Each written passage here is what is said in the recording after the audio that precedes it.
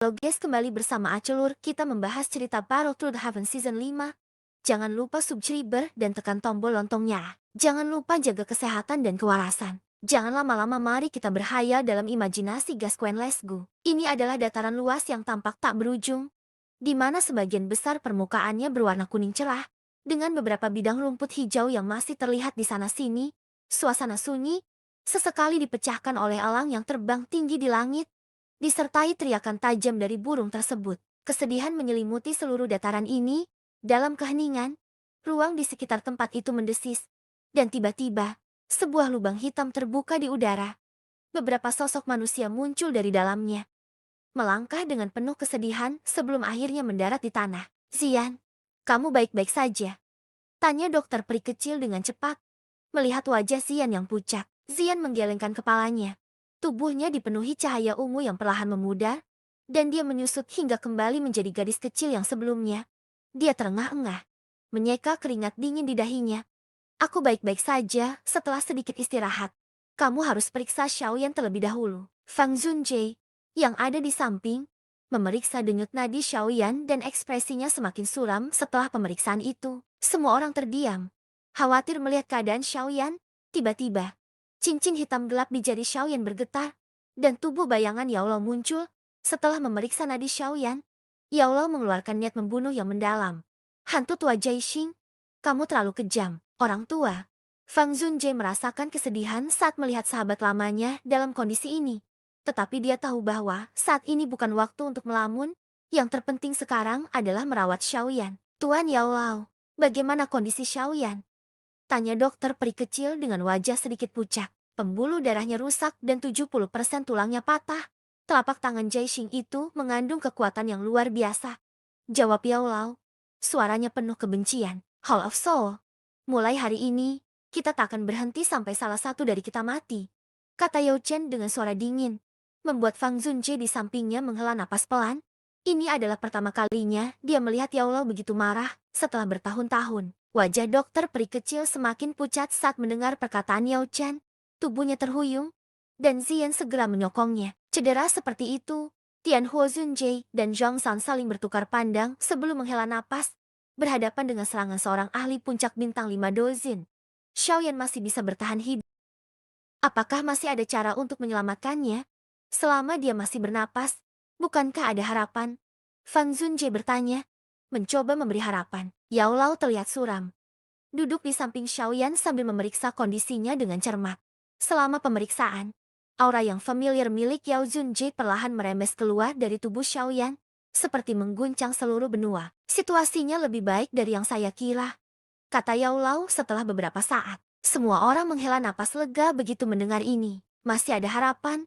Tanya Feng Zunjie. Sedikit lega, konstitusi Xiaoyan sangat kuat.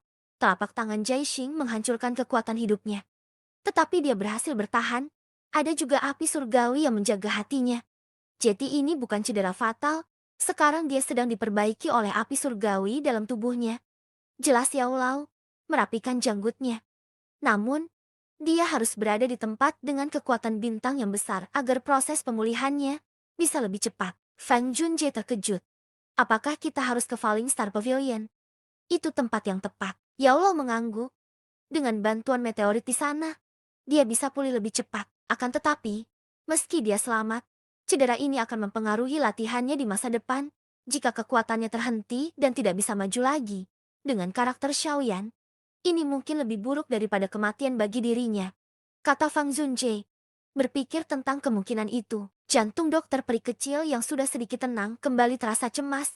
Dia tahu betul betapa keras kepala Xiaoyan. Tidak perlu khawatir, tubuh Xiaoyan sudah rusak parah. Ini justru kesempatan baginya untuk terlahir kembali. Aku rasa kamu harus memeriksa bagian dalam tubuhnya, kata Yao Lao sambil tersenyum ringan. Fang Junjie terkejut, kemudian memeriksa tubuh Xiaoyan. Dalam sekejap, dia merasa energi misterius yang sangat akrab. Ini, pil naga misterius Yin Yang. Yao Lao mengangguk. Betul, pil itu sangat membantu saat ini. Jika bukan karena pil itu, keadaan Xiaoyan akan sangat sulit. Dengan pil itu, luka-lukanya bisa sembuh, dan bahkan bisa jadi terobosan besar untuk Xiaoyan, kata Fang Junjie dengan semangat. Ini tergantung pada keberuntungannya, jawab Yao Lao dengan senyum ringan. Suasana menjadi lebih santai setelah percakapan itu, dan mereka segera mempersiapkan perjalanan ke Falling Star Pavilion, tempat yang penuh dengan kekuatan bintang yang dibutuhkan untuk pemulihan Xiaoyan. Pavilion bintang jatuh terletak di wilayah selatan dataran tengah, di antara 4 pavilion yang disebutkan. Pavilion bintang jatuh memiliki jumlah murid paling sedikit. Meski begitu, kualitas murid-muridnya tidak diragukan lagi. Mereka tidak merekrut sembarang orang, dan meskipun jumlahnya sedikit, murid dari Pavilion Bintang Jatuh harus dihormati karena kemampuan mereka yang luar biasa. Pavilion ini tidak hanya memiliki sedikit murid, tetapi juga memiliki nuansa misterius. Ketiga pavilion lainnya membangun markas mereka dengan cara yang sangat megah, memancarkan kekuatan besar yang dapat dirasakan dari jauh. Namun, Pavilion Bintang Jatuh berbeda. Kecuali mereka yang benar-benar memahami pavilion ini, banyak orang akan kesulitan bahkan menemukan lokasinya. Hal ini membuat Pavilion Bintang Jatuh semakin misterius di mata orang luar. Wilayah Pil terletak cukup jauh di selatan. Meskipun kelompok Yaulau bergerak cepat, mereka menghabiskan hampir setengah bulan untuk sampai ke wilayah selatan. Setelah itu, mereka memerlukan 7 hingga 8 hari untuk mencapai daerah luar dari Skystar Mountain Range. Pavilion Bintang Jatuh terletak di Skystar Mountain Range. Haha, tempat ini agak unik, tanpa metode masuk khusus. Bahkan seorang elit Duzun pun tidak akan bisa memasukinya. Fam Junji tertawa kecil saat melihat deretan pegunungan hijau yang familiar.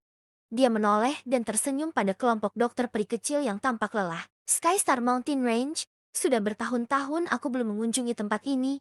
Ya Allah, menatap pegunungan yang tampak tak berujung dan menghela napas. Pavilion Bintang Jatuh didirikan oleh kami berdua dulu.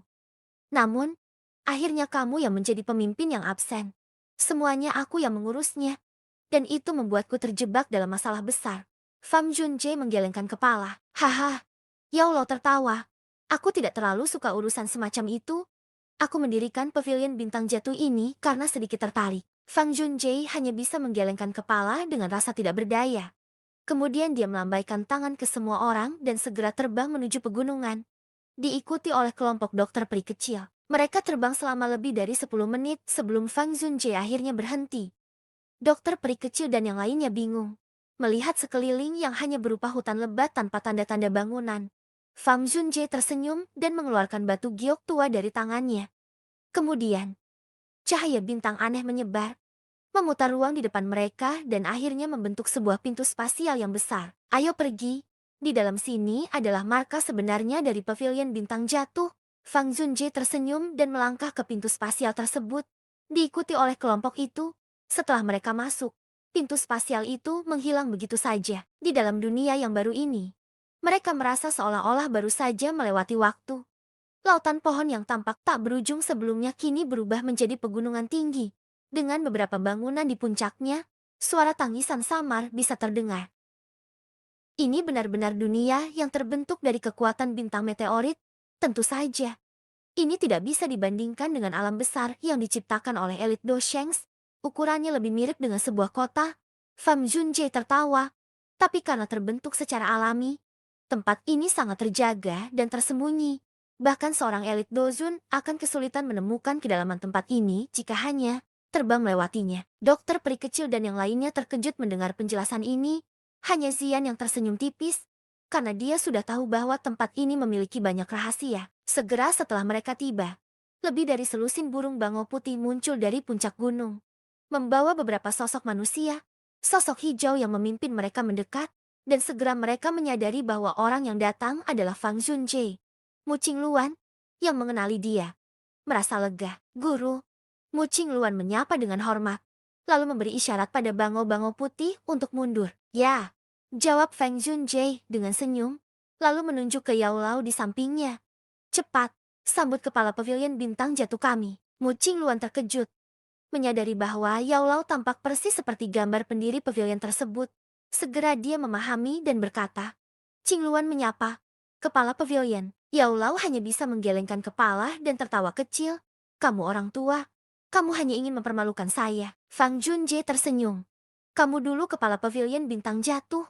Bagaimana bisa itu memalukanmu? Fang Junjae menoleh ke Mu Qingluan dan berkata, dengan Yao Zunjie di sini, kalian semua akan diberkati. Mu Qingluan terkejut mendengar nama Yao Lao, yang dikenal di seluruh dataran tengah. Dia tidak menyangka bisa bertemu langsung dengan orang yang namanya begitu terkenal. Ah, lupakan saja. Jangan dengarkan omong kosong orang tua ini. Kita urus Xiaoyan dulu. Yao Lao melambaikan tangannya, mengalihkan perhatian semua orang ke Xiaoyan. Ketika Mu Qingluan melihat Xiaoyan yang terluka parah di belakang Zhongshan, dia terkejut. Xiaoyan yang terlihat kuat ini ternyata terluka parah setelah berhadapan dengan seorang elit dojun. Fang Junjie menjelaskan, anak ini terlibat dalam pertarungan dengan seorang bintang 5 dojun. Meskipun dia berhasil mematahkan salah satu lengan lawannya, dia juga terluka parah. Mu Qingluan masih tertegun mendengarnya. Dia menyadari bahwa meskipun Xiaoyan baru saja bertemu dengan seorang elit dojun, dia bisa melawan dengan luar biasa. Sudah saatnya. Ayo kita pergi, kata Yao Lao, membawa Xiaoyan dan menuju gunung belakang. Sesampainya di menara batu hitam, Fang Junjie membawa Xiaoyan ke puncaknya. Menara ini terlihat kasar, tetapi disinilah kekuatan bintang paling kuat terkumpul. Meteor yang jatuh dari langit mengumpulkan kekuatan bintang di tempat ini. Fang Junjie meletakkan Xiaoyan di atas panggung batu, di mana kekuatan bintang mulai berkumpul dan diserap kembali ke tubuh Xiaoyan. Api ungu coklat mulai menyelubungi tubuhnya, menyembuhkan lukanya. Yao Lao dan Feng Junjie tersenyum lega, mengetahui bahwa luka-luka Xiaoyan akan cepat sembuh berkat kekuatan bintang ini. Mereka memutuskan untuk meninggalkan Xiaoyan untuk beristirahat dan pulih. Biarkan dia tinggal di sini dan pulihkan dirinya, kata Yao Lao dengan senyum. Tak masalah berapa lama waktunya, yang penting dia bisa sembuh. Kedatangan kelompok Yao Lao jelas membuat Falling Star Pavilion menjadi sangat hidup. Para murid dan bahkan beberapa penatua sangat penasaran dengan kepala pavilion yang selama ini hanya dikenal dalam legenda. Falling Star Pavilion sebenarnya telah berkembang pesat berkat Fang Junjie. Meski ia sengaja membiarkan posisi kepala pavilion kosong tanpa niat untuk mendudukinya. Hal ini karena ia percaya bahwa suatu saat Yao Lao akan kembali ke Falling Star Pavilion, dan posisi tersebut telah disiapkan untuknya. Hari yang dinanti akhirnya tiba. Setelah menyelesaikan urusan dengan Xiaoyan, Fang Junjie mengumpulkan seluruh murid Pavilion Bintang, jatuh pada hari berikutnya untuk mengumumkan kembalinya posisi kepala pavilion. Pengumuman ini tentu mengejutkan banyak orang. Selama ini, Fang Junjie telah dipandang sebagai pemimpin, tetapi kini posisi tersebut akan diberikan kepada orang lain. Para murid merasa agak asing dengan perubahan ini. Meskipun kegembiraan lainnya segera menghilangkan ketegangan tersebut,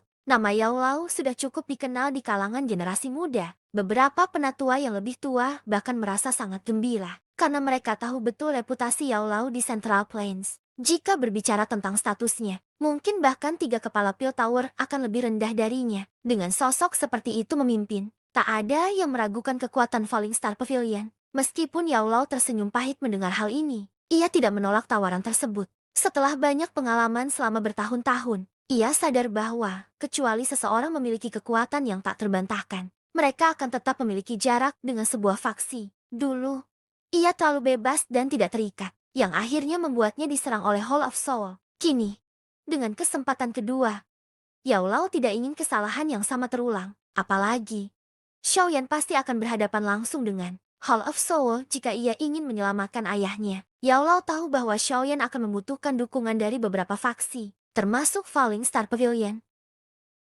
Fang Junjie merasa lega melihat Yao Lao menerima posisi itu, karena baginya, Falling Star Pavilion selalu milik Yao Lao, ia hanya membantu mengelolanya selama ini. Sekarang, setelah Yao Lao kembali, jelas bahwa posisi itu harus dikembalikan padanya. Hubungan antara Feng Junjie dan Yao Lao bisa disebut sebagai hubungan yang telah melewati hidup dan mati bersama. Fang Junjie tahu betul bahwa jabatan kepala pavilion tidak penting bagi Yao Lao, yang lebih fokus pada masalah kekuatan dan bukan administrasi. Setelah memastikan Xiaoyan dalam keadaan aman, Feng Junjie dan Yao Lao memutuskan untuk menutup pintu gunung untuk sementara waktu, agar tidak terganggu oleh balas dendam Hall of Soul.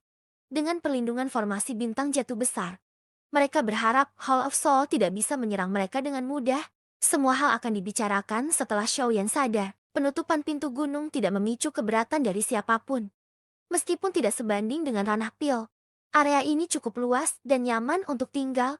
Energi di sini juga sangat padat, sehingga sangat mendukung proses pelatihan. Kelompok dokter peri kecil memilih untuk tetap tinggal sementara pintu gunung tertutup. Mereka tidak bisa pergi sebelum Xiaoyan sadar. Tidak ada yang menghalangi kelompok dokter peri kecil tetap berada di sini. Kekuatan mereka sangat besar, bahkan di Central Plains, dan jika mereka tinggal di Falling Star Pavilion, itu akan memperkuat pertahanan tempat ini secara signifikan. Seiring berjalannya waktu, 2 bulan berlalu dengan tenang, tidak ada balas dendam dari Hall of Soul yang terjadi.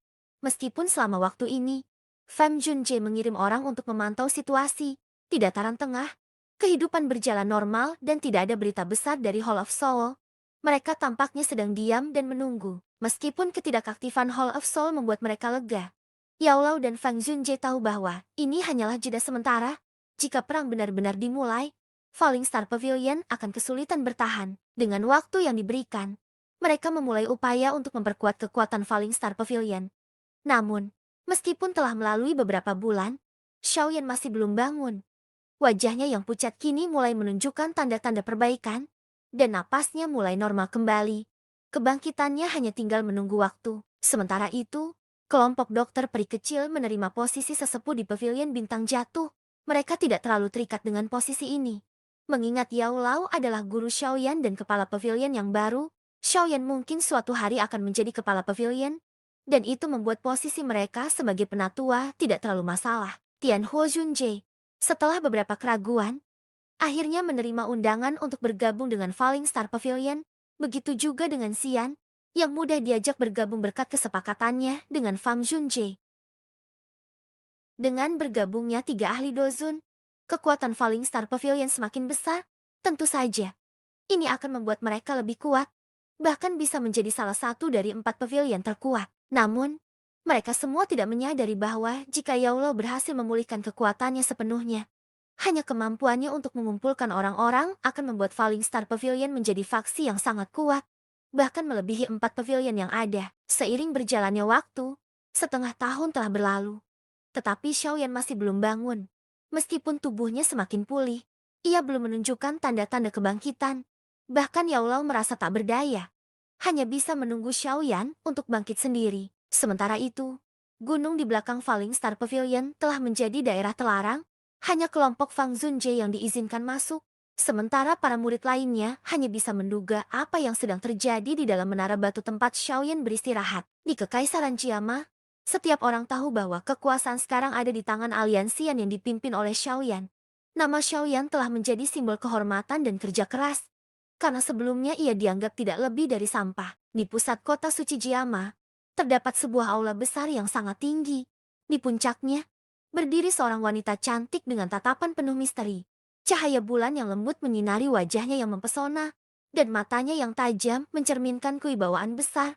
Wanita ini, yang memiliki daya tarik luar biasa, memandang bulan dengan ekspresi yang penuh makna. Tiba-tiba, suara lembut seorang anak terdengar, dan wanita itu berbalik.